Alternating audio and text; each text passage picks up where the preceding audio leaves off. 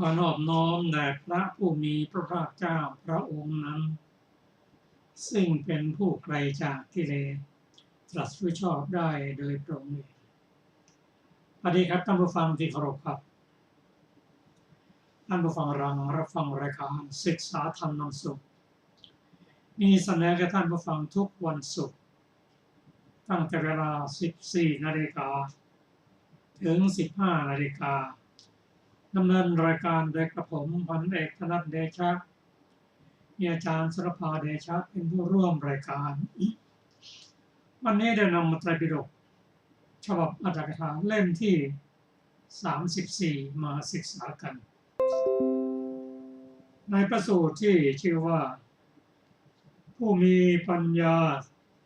3 ประเภทก่อนจะถึงพระสูตรนั้นเราจะมาทบทวนถึงพระสูตรที่ได้ศึกษาผ่านๆกันมาซึ่งมีหลายสูตรสั้นๆแต่เราจะนำมาศึกษาในส่วนที่เราควรศึกษาและเท่าที่เวลาจะมีอยู่พระสูตรที่จะศึกษากัน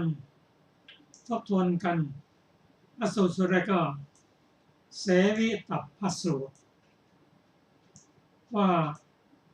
ด้วยผู้ควรครบและไม่ควรครบพระองค์ตรัสว่าบุคคล3นี้มีอยู่ในโลกบุคคล3คือไฉนคือใครได้แก่บุคคลที่ควรเสพไม่ควรเสพไม่ควรเข้าไปใกล้ก็มีบุคคลที่ควรเสพควรคบควรเข้าใกล้ก็มีบุคคลที่ควรสักการะเคารพแล้วจึงเสพจึงคบเข้านั่งใกล้ก็มีพระองค์ตรัสว่าบุคคลที่ไม่ควรเสพไม่ควรคบไม่ควรเข้าใกล้เป็นอย่างไรบุคคลบางคนในโลกนี้เป็นผู้ด้อยโดยศีลด้อยโดยสมาธิและด้อยโดยปัญญาบุคคลเช่นนี้ไม่ควรเสพ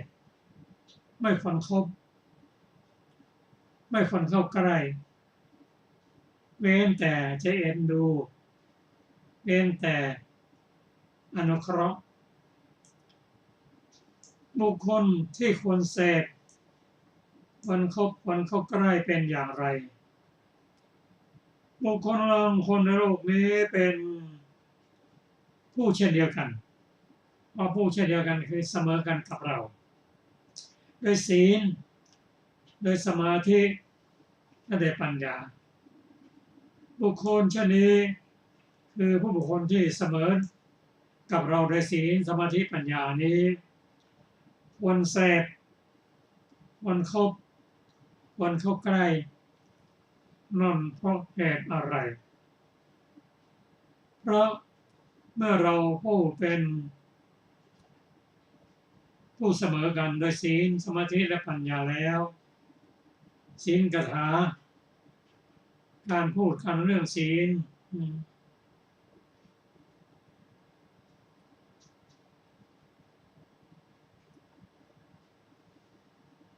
สมาธิคาถาการพูดกันเรื่องสมาธิปัญญาคาถา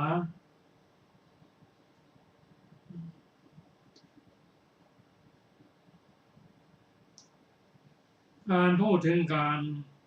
เรื่องปัญญาการพูดดังกล่าวก็ดี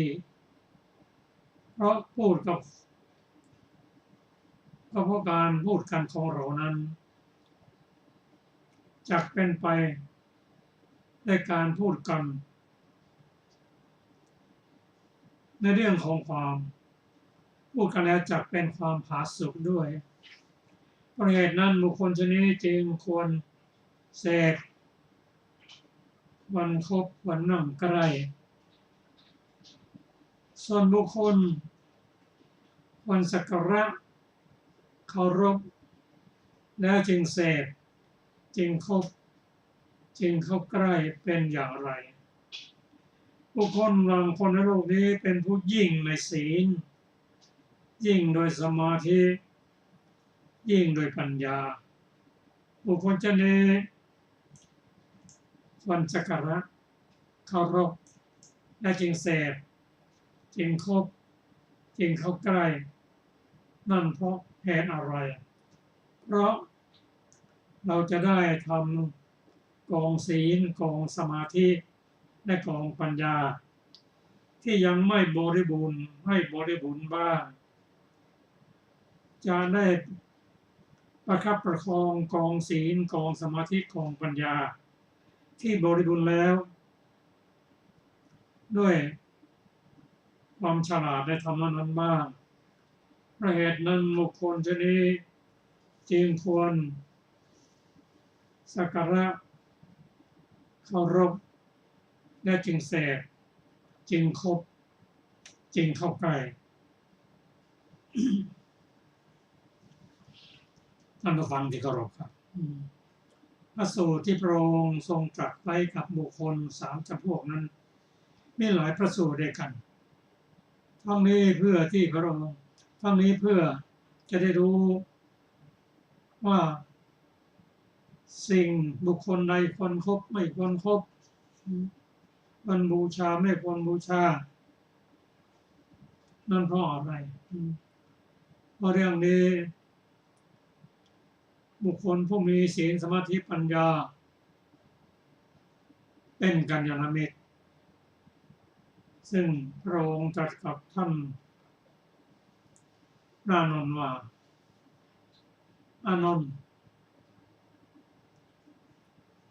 กัลยาณมิตรหรือสัตบุรุษนั้นเป็นทั้งหมดทั้งสิ้นของพรหมจรรย์ความสำเร็จทั้งหมดทั้งสิ้นโดยเฉพาะความพ้นทุกข์นั้นกัลยาณมิตรนั้นมีส่วนช่วยมาก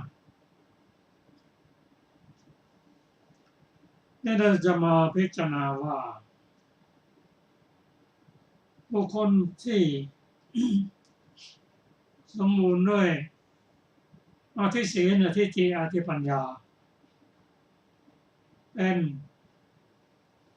กัลยาณมิตรสูงสุดนั้นก็คือพระพุทธเจ้าพระพุทธเจ้านั้นเป็นผู้ที่มี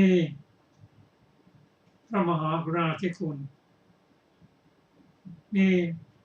พระบริสุทธิคุณและปัญญาธิคุณมากกว่าทั้งหมดเพราะฉะนั้นการที่เรามาสักการะบูชาพระองค์และก็ฟังธรรมจากพระองค์ที่พระพุทธเจ้าถ่ายทอดให้กับภิกษุผู้อรหันต์ทินสกแม้ในปัจจุบันนี้ก็มีในพระไตรปิฎกนั้นถ้าเรานำมาศึกษาและศรัทธาเคารพสักการะฟังธรรมจากท่านมีพระพุทธเจ้าพระธรรมพระสงฆ์มาถึงแล้วถือว่าเป็นบุคคลผู้มีศาสนาอันสูงสุดก็จะว่าไปแล้วก็ชาวพุทธของเราที่เคารพอภิวาทกราบไหว้พระพุทธเจ้านั้นมีพระพุทธเจ้ามีพระธรรมพระสงฆ์ที่เบื้องนั้นจึงเป็นการเดินทางที่ถูกแล้วส่วนรองจากนั้น ก็เป็นผู้มีศีลสมาธิและปัญญาในพระสูตรนี้องค์ตรัสไว้เริ่มต้นว่า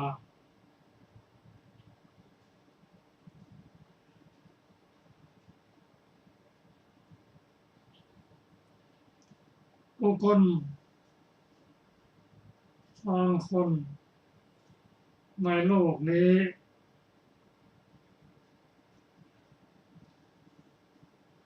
ที่ไม่ควรคบไม่ควรเข้าใกล้ไม่ควรเสพก็คือบุคคลที่ด้อยในศีลไม่มีศีลไม่มีสมาธิและไม่มีปัญญาแต่ไม่ได้หมายความว่าไม่พูดไม่จากับเขาเลยก็ไม่ใช่รู้จักพูดจาคบตามสมควรไม่เข้าไปติดพันอยู่ใกล้ชิดตลอดเวลาเพราะบุคคลใกล้ชิดกับบุคคลเช่นไรก็มักจะเป็นบุคคลเช่นนั้นด้วยแต่ ควรจะเอ็นดูเขาอนุเคราะห์ตามสมควรส่วนบุคคลที่มีศีลสมาธิปัญญาเสมอกันควรคบมันเข้าใกล้มันแสบเพราะว่าถ้าคบกันในบุคคลที่เสมอกันด้วยศีลสมาธิปัญญาแล้วเวลาพูดกันมักจะพูดกันเรื่องศีลสมาธิปัญญาจะทำให้เรามีความเสมอไม่ตกต่ำจะมีความสุขถ้าได้คบคนที่มีศีลสมาธิปัญญาเสมอกันแต่บุคคลใดก็ตามถ้าเป็นผู้ยิ่งด้วยศีลสมาธิและปัญญาจะเป็นฆราวาสก็ตามภิกษุยิ่งดีผู้มีศีลสมาธิปัญญาวันเข้าใกล้วันคบวันบูชาแต่สำหรับผู้ที่ยิ่งในศีลสมาธิปัญญาคือพระศาสดาคือพระพุทธเจ้าของเรานั้นวันอย่างยิ่งที่จะเคารพบูชาสักการะและเข้าไปนั่งใกล้พระองค์ฟังธรรมจากพระองค์ก็พบบุคคลโดยเฉพาะพระศาสดานั้นจะไม่มีความตกต่ำเป็นธรรมดาและศีลสมาธิปัญญาก็เจริญขึ้นและพ้นจากทุกข์ในที่สุดอันนี้เราสูตรแรกที่เราได้ศึกษากัน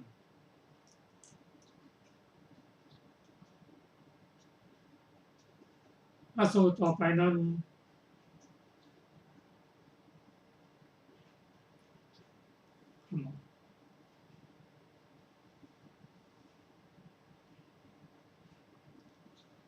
ต่อไป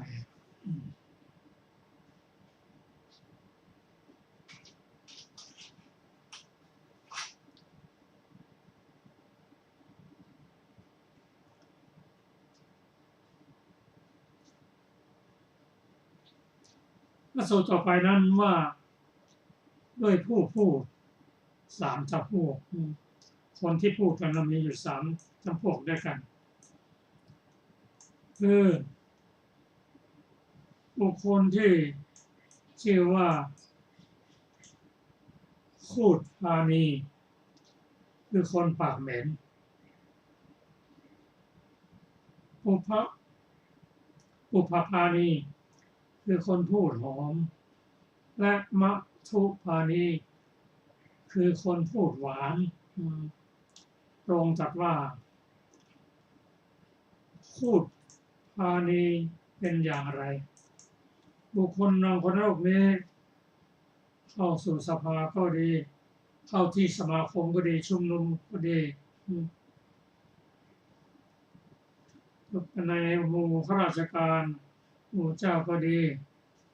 เมื่อเขาแชร์ให้เป็นพยานกล่าวเท็จทั้งที่รู้อยู่จะได้เหตุใดก็ตามในความรักก็ตามความกลัวก็ตามความกลัวก็ตามไม่รู้ก็ว่ารู้ไม่เห็นก็ว่าเห็นนี่คือคนปากเหม็นส่วนบุคคลบางคนที่ว่าปากหอมนั้นเป็นอย่างไรบุคคลบางคนในโลกนี้พูดจาเหมือนหอมเหมือนดอกไม้พูดความจริงเขาเชิญไปเป็นพยานไม่รู้ก็บอกไม่รู้รู้ก็บอกไม่รู้เป็นผู้ต้องอยู่ด้วยความสัตย์จริงนี่เป็นผู้ที่เรียกว่าปากหอม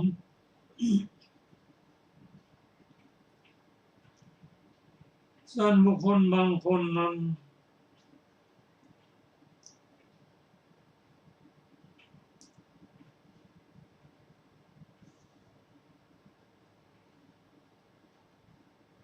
ได้แก่บุคคลที่พูดจาไพเราะพูดจาหวาน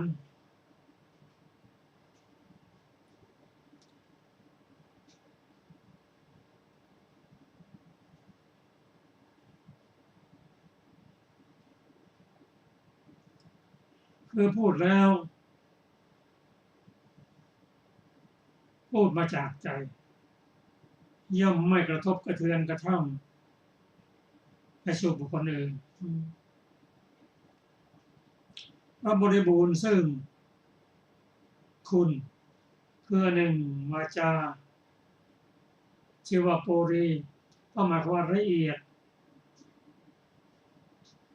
อ่อนดีเป็นเหมือนนารีที่เจริญเติบโตในเมืองฉะนั้นอันหนึ่งวาจาชื่อว่าโปรีเพราะหมายความว่าเป็นวาจาของชาวเมืองเป็นวาจาของคนที่อยู่ในเมืองพูดถ้อยคำเหมาะสมเช่นเรียกคนปูนพ่อว่าคุณพ่อหรือปูนพี่ชายน้องชายกับพี่ชายน้องชายเป็นต้น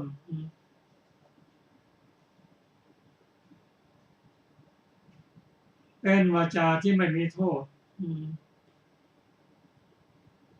ละเอียดรู้จักว่าอันไหนเป็นฝ่ายดำฝ่ายขาวนี่บุคคลที่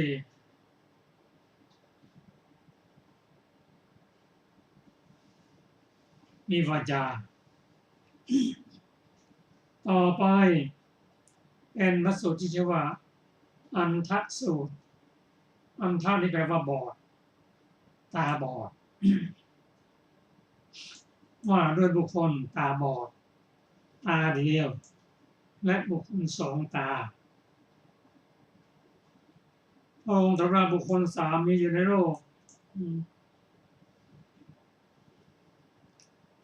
คือบุคคลตาบอดเรียกว่าอันทะคนตาบอดอันทะนั่นไงคือไม่มีปัญญาที่จะหาทรัพย์มาเลี้ยงตนเองและยังไม่มีปัญญาที่ไม่รู้จักว่าอันไหนเป็นกุศลอันไหนเป็นอกุศลอันไหนมีโทษไม่มีโทษคือบุคคลที่ไม่รู้อัตรู้ธรรมไม่มีปัญญาที่จะหาทรัพย์มีอยู่แล้วทรัพย์ก็หายไปนี่เป็นบุคคลตาบอดอันทะ ส่วนบุคคลตาเดียวนั้นคือมีปัญญา ที่จะเป็นเหตุให้รู้จักหาทรัพย์มาสู่ตนเองมอบพูนทรัพย์ให้มากยิ่งขึ้นรักษาทรัพย์ไม่ได้แต่เป็นผู้หาทรัพย์อย่างเดียวแต่ไม่ได้สร้างบุญสร้างกุศลบุคคลเช่นนี้เรียกว่าบุคคลตาเดียวส่วนบุคคลสองตานั้นเป็นผู้มีปัญญาหาทรัพย์มาเลี้ยงตนเองเป็นผู้รักษาทรัพย์เพิ่มพูนขึ้นได้และเป็นผู้ที่รู้จักการให้ทานรักษาศีลเจริญสติและปัญญาบุคคลนี้เรียกว่าบุคคลสองตา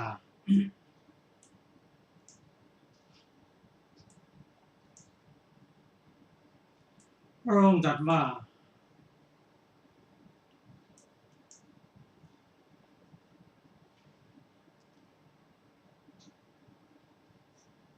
คนตาบอดมืดเคราะห์ร้ายทั้งสองทางคือโภคทรัพย์อย่างที่ว่าก็ไม่มีความดีก็ไม่ทำส่วนอีกคนหนึ่งเรียกว่าบุคคลตาเดียวยุ่งกับหาทรัพย์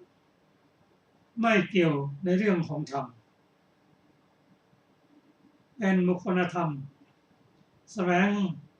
แต่โภคทรัพย์เป็นคนครองกามที่ฉลาดรวบรวมทรัพย์โดยการขโมยบ้านการโกงและการปลิ้นปล้อนบุคคลตาเดียวนี้จากโลกไปตกนรกย่อมเดือดร้อนส่วนบุคคลที่เรียกว่าคนสองตานั้นเป็นบุคคลประเสริฐได้ทรัพย์ที่ได้มาด้วยความขยันขันแข็งสุจริตจากกองโภคะที่ตนได้ชอบทำ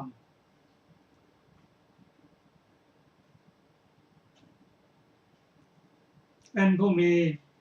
ความคิดสูงมีใจไม่เครียดแคลง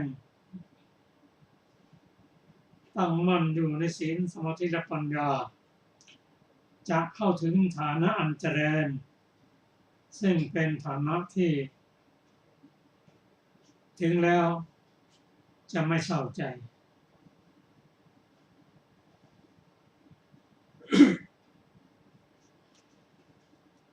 ซึ่งเรื่องนี้พระสูตรนี้พระองค์ตรัสว่า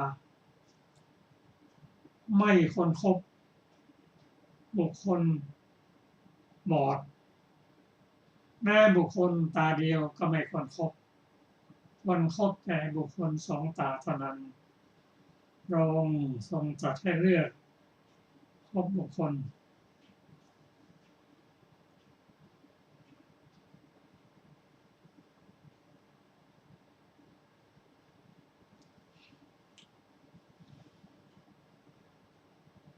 พระสูตรต่อไปนั้นเป็นพระสูตรที่ว่าด้วยบุคคลมีปัญญาสามจำพวกพระองค์ตรัสว่าบุคคลสามจำพวกนี้มีอยู่ในโลกคือบุคคลมีปัญญาดังหม้อฟ่ำหนึ่งบุคคลมีปัญญาดังหน้าตักหนึ่งบุคคลมีปัญญามากหนึ่งบุคคลสามจำพวกนี้จำพวกแรกนั้นไปฟังธรรมจากสัจบุรุษก็ดีฟังธรรมในวัดก็ดีปฏิบัติตนเหมือนหม้อฟ่ำฟังธรรมแล้วไม่รู้เรื่องเข้าหูซ้ายออกหูขวาลุกไปแล้วก็จำไม่ได้แล้วบุคคลที่สองนั้นเป็นบุคคลที่ ไปฟังธรรมแล้วนั่งฟังธรรม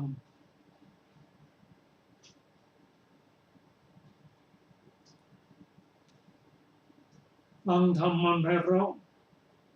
ในเบื้องต้นท่ามกลางที่สุดแล้วประกาศพรหมจรรย์พร้อมทั้งพยัญชนะแล้วเขานั่งอยู่ที่นั้นไม่ใส่ใจมากพอฟังจบลุกออกจากวัดเดินระบาง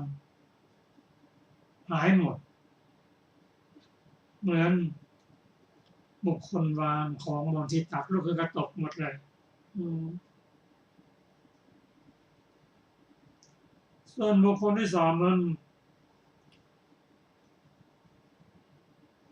ไปวัดแล้วภิกษุแสดงทำให้ฟังอันงามในเบื้องต้นท่ามกลางที่สุดนั้นประกาศพรหมจรรย์พร้อมทั้งพยัญชนะอัฏฐพยัญชนะเขานั่งณที่นั้นแล้วใส่ใจทั้งเบื้องต้นท่ามกลางที่สุด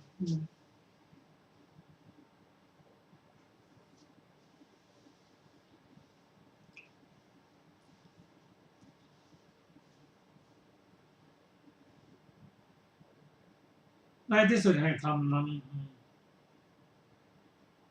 เขากลับแล้วไปที่บ้านความจำก็ยังมีอยู่ระลึกถึงอยู่มีความเข้าใจบุคคลที่ว่านี้เป็นบุคคลมีปัญญามากพระองค์ตรัสว่าบุคคลดังโง่ความนั้นว่าโง่ทึบ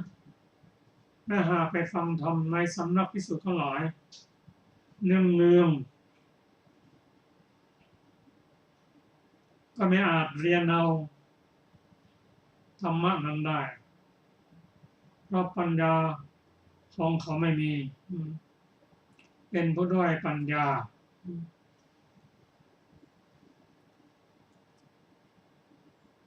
คนปัญญาดังหน้าตักนั้นกล่าวว่า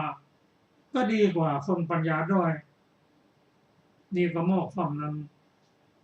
แต่ถ้าแม้ไปฟังธรรมในสำนักภิกษุทั้งหลายเนืองคนจะนั้นนั่งอยู่ในที่นั้นเรียนพยัญชนะในทางเรื่องต้นท่ามกลางที่สุด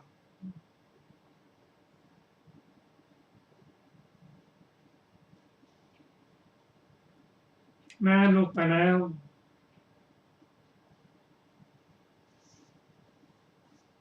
ถ้าลืมไปก็เพราะความจำของเขาฟั่นเฟือนส่วนบุคคลไม่มีปัญญามากกล่าวได้ว่ามีปัญญานั้นหน้าตัก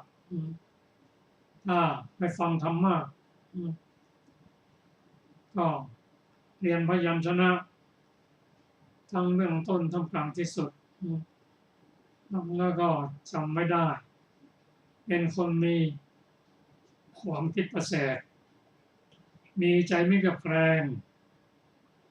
จะพึงกระทำที่สุดแห่งทุกได้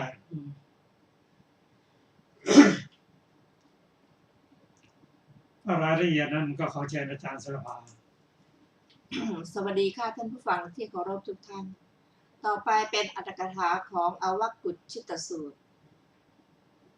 บทว่าอวกุฏชปัญโยได้แก่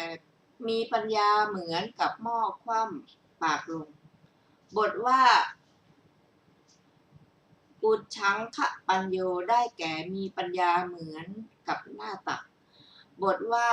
ปุถุปัญโยได้แก่มีปัญญากว้างขวางในบทว่าอาทิกัลยาณังเป็นต้นพึงทราบวินิจฉัยดังต่อไปนี้การตั้งต้นเทศนาชื่อว่าเบื้องต้นท่ามกลางแห่งคาถาชื่อว่าท่ามกลางตอนจบชื่อว่าที่สุด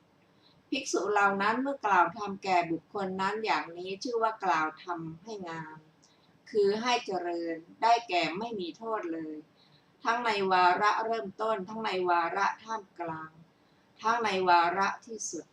อันหนึ่งในสูตรนี้มีเบื้องต้นท่ามกลางและที่สุดแห่งเทศนาและมีเบื้องต้นท่ามกลางและที่สุดแห่งศาสนธรรมบรรดาเทศนาและศาสนธรรมทั้งสองนั้นจะกล่าวเทศนาก่อนบทแรกของคาถา4 บทเป็นเบื้องต้น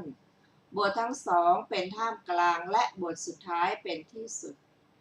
สำหรับพระสูตรที่มีอนุสนธิเดียวนิทานเป็นเบื้องต้นอนุสนธิเป็นท่ามกลางตอนจบพระสูตรที่ว่าอิทัมะโวจะเป็นที่สุดสำหรับพระสูตรที่มีอนุสนธิหลายอนุสนธิที่หนึ่งเป็นเบื้องต้นมากไปกว่านั้นหนึ่งหรือหลายอนุสนธิเป็นท่ามกลางอนุสนธิสุดท้ายเป็นที่สุดนี้เป็นนัยยะแห่งเทศนาก่อนส่วนศาสนธรรมศีลเป็นเบื้องต้นสมาธิเป็นท่ามกลางวิปัสสนาเป็นที่สุดอีกอย่างหนึ่งสมาธิเป็นเบื้องต้นวิปัสสนาเป็นท่ามกลางมรรคเป็นที่สุดอีกอย่างหนึ่งวิปัสสนาเป็นเบื้องต้นมรรคเป็นท่ามกลางผลเป็นที่สุดอีกอย่างหนึ่งมรรคเป็นเบื้องต้นผลเป็นท่ามกลางนิพพานเป็นที่สุด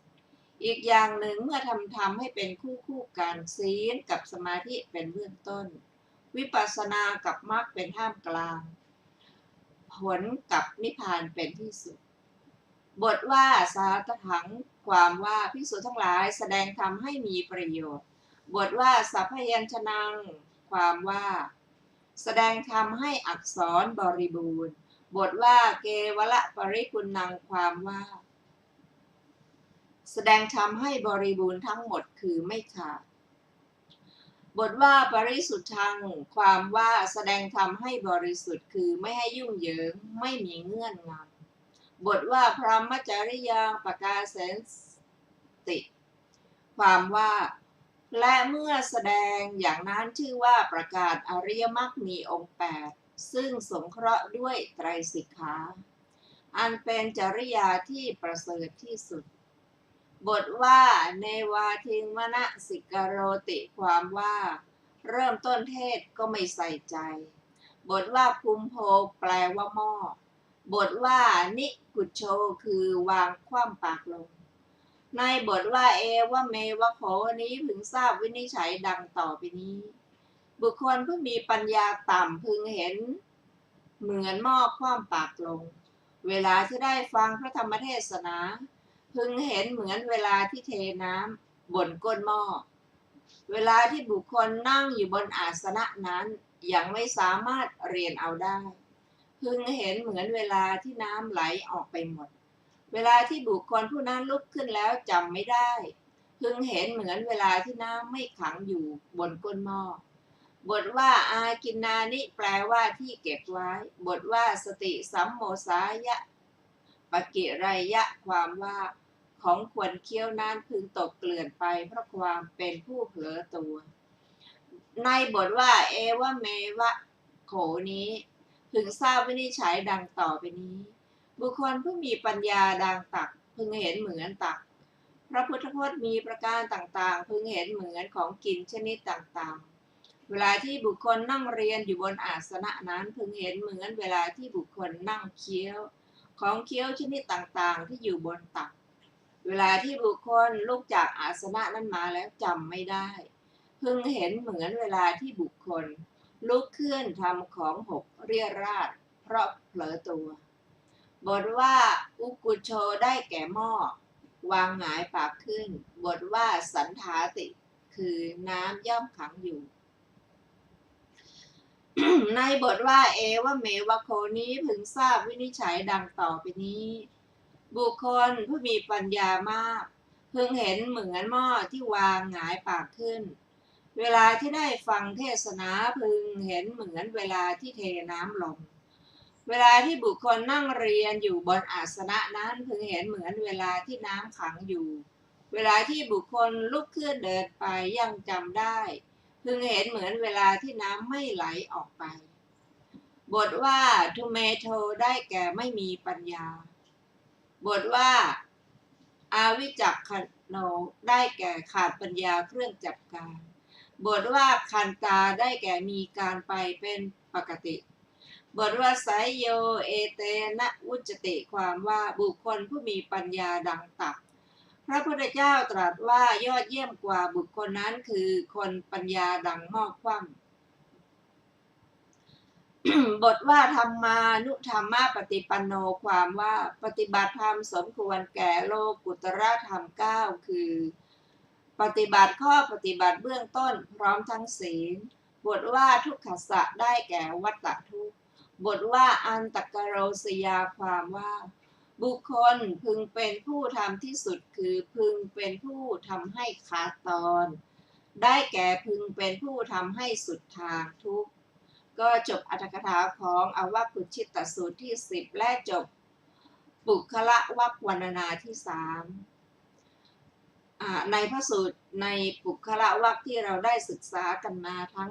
10สูตรนะคะพร้อมทั้งอรรถกถาต่อไปเราจะได้ศึกษาเทวทูตวรรคที่4สูตรแรกคือพรหมสูตรว่าด้วยพรหมของบุตรดูก่อนภิกษุทั้งหลายมารดาบิดาอันบุตรแห่งตระกูลทั้งหลายใดบูชาอยู่ในเรือนของตนตระกูลทั้งหลายนั้นชื่อว่ามีพรหมมีบุรพาจารย์มีอาหุไนยคำว่าพรหมบุรพาจารย์อาหุไนยนี่เป็นคำเรียกมารดาบิดาทั้งหลายนั่นเพราะเหตุอะไรเพราะมารดาบิดาทั้งหลายเป็นผู้มีอุปการะมากเป็นผู้ฟูมฟักเลี้ยงดูแสดงโลกนี้แก่บุตรทั้งหลายนิคมคาถามารดาบิดาทั้งหลายผู้เอ็นดูประชาชื่อว่าเป็นพรหมเป็นบุรพาจารย์และเป็นอาหุไนยของบุตรทั้งหลายเพราะเหตุนั้นนั่นแหละบุตรผู้มีปัญญาพึงนอบน้อมสักการะท่านด้วยข้าวด้วยน้ำด้วยผ้าด้วยที่นอนด้วยเครื่องอบด้วยน้ำสนานกายและด้วยการล้างเท้าเพราะการบำรุงบิดามารดานั้นบัณฑิตทั้งหลายย่อมสรรเสริญบุตรนั้นในโลกนี้เชียวบุตรนั้นละโลกนี้ไปแล้วย่อมบันเทิงในสวรรค์จบพรหมสูตรที่1ในเทวทูตวรรควรรณนาอรรถกถาของพรหมสูตรมีวินิจฉัยดังต่อไปนี้บทว่าอัจฉาคาเรได้แก่ในเรือนของตนบทว่าปูชิตาโหนติความว่ามารดาบิดาเป็นผู้อันบุตรปฏิบัติบำรุงด้วยสิ่งของที่อยู่ในเรือน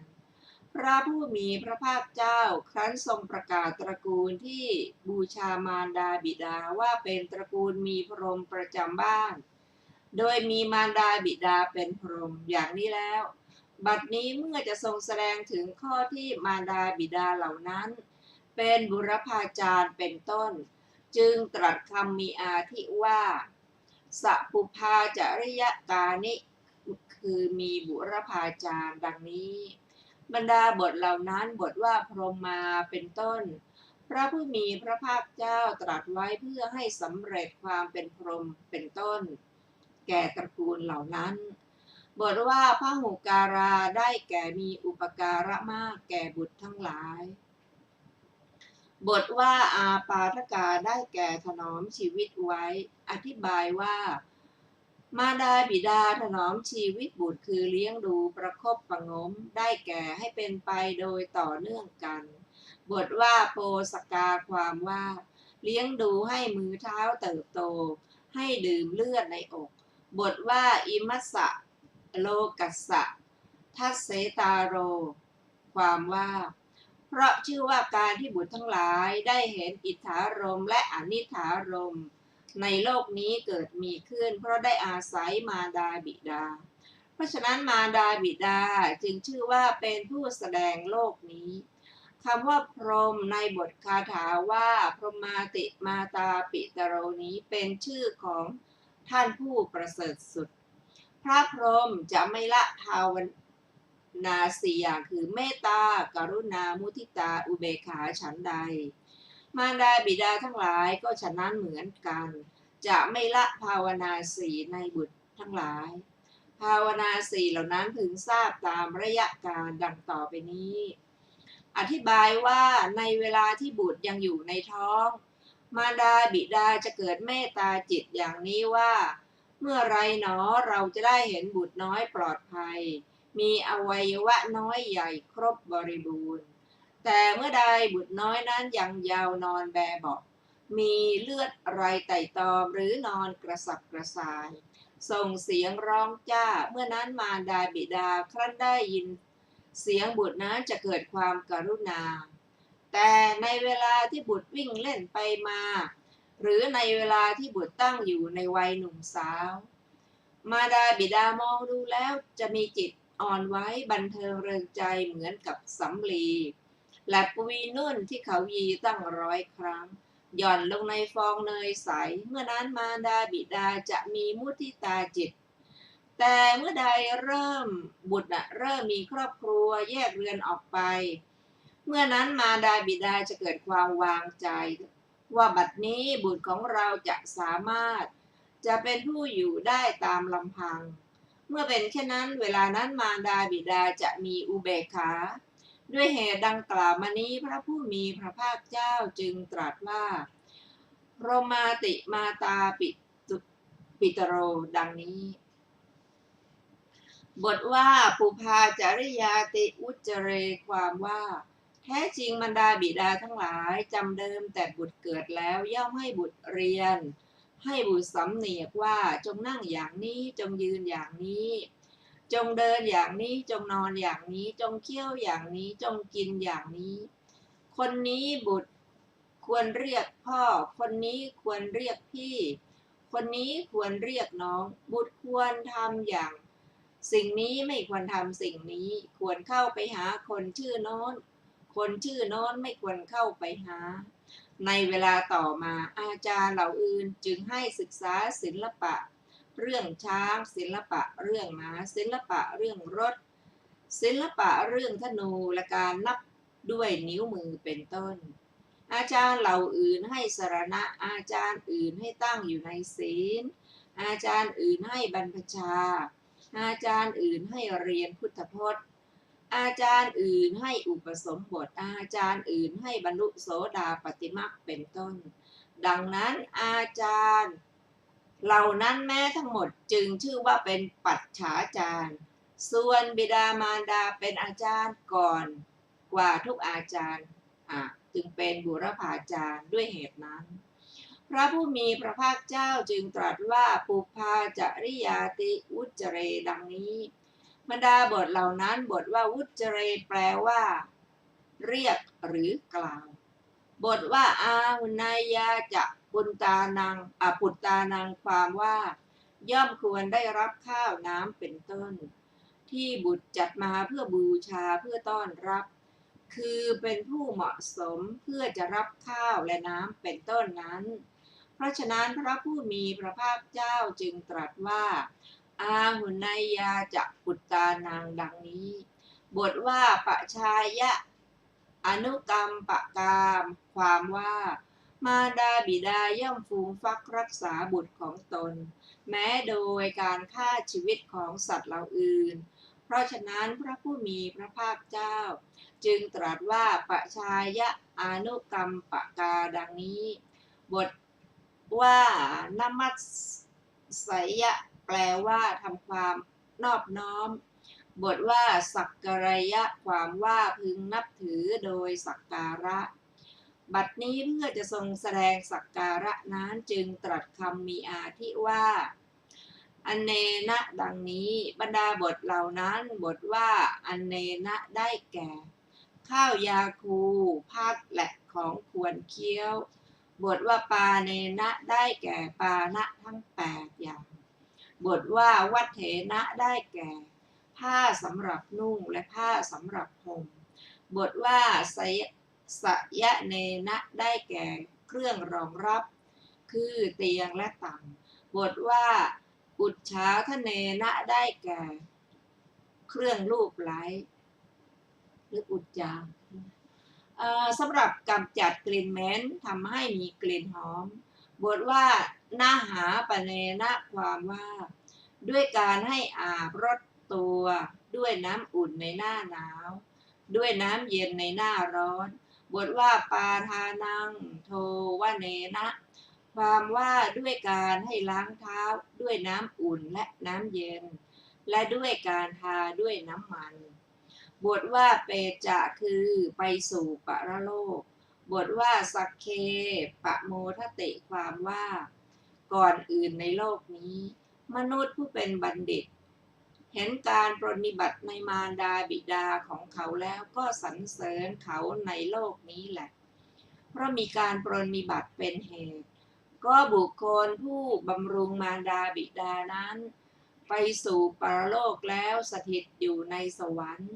ย่อมร่าเริงบันเทิงใจด้วยทิพย์สมบัติดังนี้ จบอรรถกถาพรหมสูตรที่หนึ่งต่อไปเป็นอานันทสูตร ว่าด้วยการเข้าเจโตวิมุตติและปัญญาวิมุตติ ครั้งนั้นแลท่านอานนท์เข้าไปเฝ้าพระผู้มีพระภาคเจ้า ครั้นเข้าไปถึงแล้วถวายอภิวาทพระผู้มีพระภาคเจ้าแล้วนั่งณที่ควรส่วนข้างหนึ่ง ท่านอานนท์ผู้นั่งณที่ควรส่วนข้างหนึ่งแล้วได้กราบทูลถามพระผู้มีพระภาคเจ้าว่า จะพึงมีหรือพระพุทธเจ้าข้าการได้สมาธิแห่งภิกษุอย่างที่เป็นเหตุให้อหังการมะมังการและมานานุสัย ไม่พึงมีในกายอันมีวิญญาณนี้และในสัพพนิมิตภายนอกอันหนึ่งเมื่อภิกษุเข้าถึงเจโตวิมุตติปัญญาวิมุตติอันให้อยู่อหังการมะมังการและนามานุสัยย่อมไม่มีภิกษุพึงเข้าถึงเจโตวิมุตติปัญญาวิมุตติอันนั้นอยู่มีหรือ มีได้อานนท์การได้สมาธิอย่างนั้นมีอย่างไรพระพุทธเจ้าข้าพระผู้มีพระภาคเจ้า อานนท์ความตรึกอย่างนี้ย่อมมีแก่ภิกษุในศาสนานี้ว่านั่นละเอียดนั่นประณีตนี่คืออะไร นี่คือธรรมเป็นที่ระงับสังขารทั้งปวงเป็นที่สละอุปธิทั้งหมดเป็นที่สิ้นตัณหาเป็นที่หมดกรรมเป็นที่ดับคือนิพพานมีอย่างนี้แลอานนท์การได้สมาธิอย่างนั้นก็แลคำที่เราหมายเอาความที่กล่าวมานี้ได้กล่าวในปูณกะปัญหาในปรายณวรรคว่าความหวั่นไหวในโลกไหนๆของผู้ใดไม่มีเพราะพิจารณาเห็นอารมณ์อันยิ่งและหย่อนในโลกเรากล่าวว่าผู้นั้นซึ่งเป็นคนสงบไม่มีโทษดุจควันไม่มีทุกข์ใจไม่มีความหวังข้ามชาติและชราได้ดังนี้จบอานันทสูตรที่สองซึ่งมีอรรถกถาดังต่อไปนี้บทว่าตถารูโปแปลว่าชนิดนั้นบทว่าสมาธิปฏิลาโภแปลว่าการได้เอกคตาแห่งจิตในบทว่าอิมัสสมิงจะสวิญญาณเกนี้พึงทราบอธิบายว่าในร่างกายทั้งสองฝ่าย